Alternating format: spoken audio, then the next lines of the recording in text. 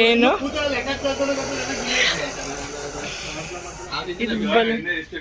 ನೋಡಿ ನನ್ಗೆ ಹೇಳಿ ಬರ್ತಾ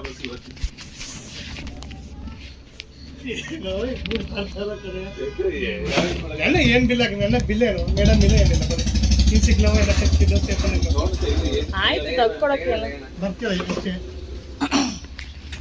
ಯಾಕೆ ಮೇಡಮ್ ಇಲ್ಲ ಯಾಕೆ ಮೇಡಮ್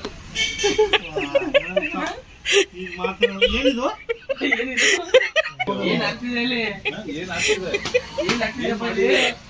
ಅಲ್ಲ ಸೀಟ್ ಮೇಲೆ ಕೂತಿರತ್ತಾನೆ ಬ್ಯಾಕ್ ಸೈಡ್ ನೀವೇನಲ್ಲಿ